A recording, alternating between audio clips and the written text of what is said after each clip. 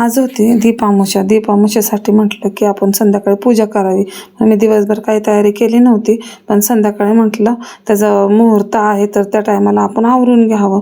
तर मी काही जास्त अशी तयारी केली नव्हती, असं छोटीशीच तयारी केली होती की छोटंसं पाटावरती मांडून करायची पूजा म्हणून. कारण की मम्मीने सकाळीच करून ठेवली होती सगळी तयारी, देवाची पूजा करून घेतली होती, सगळे दिवे वगैरे घासून ठेवले होते मम्मीने. मग मी काय रांगोळी छोटीशी काढली आणि दिवेचे म्हणजे पिठाचे कणकेचे दिवे करून घेतले आणि पहिले देवाची ते पूजा करून घेतली. त्या दिव्याने सगळं देवांना ते ओळून घेतलं आणि मग मी आपली बाहेर पूजा करून घेतली. जसं आपल्याला जसं येतं तशा हिशोबानेच करून घेतली. प्रत्येक वर्षी तर मी करते, मम्मी जसं सांगते तशीच मी करून घेते.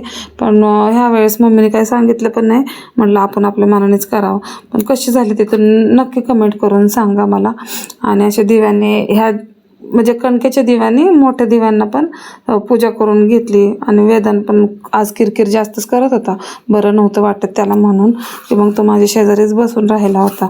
मग त्याला पण ओवळून घेतलं, कारण की तो रडत होता मला सिद्धांतदादाच्या आधी ओवळून दे म्हणून. मग त्याचं झालं की सिद्धांतदादाला पण ओवळून घेतलं. आणि आज इतकं छान वाटायला लागलं, असं वाटत होतं घरात दिवाळीच चालू झाली आहे काय. तर त्याच्यासाठी तयारी तर काय नव्हती, पण आता ते सण तर चालू झालेले आहेत, पण घरात एक वेगळीच रोषणाई आली होती. तेवढंच आमाशामुळं असं वाटत होतं सगळीकडे दिवे लागल्यामुळं दिवाळीला कसे दिवे लागतात तसंच वाटत होतं मला तर आज. तर चला मग, तुम्हाला माझा व्हिडिओ कसा वाटला ते नक्की कमेंट करून सांगा. व्हिडिओ आवडला असेल तर चॅनलला लाईक, शेअर, सबस्क्राईब करायला विसरू नका.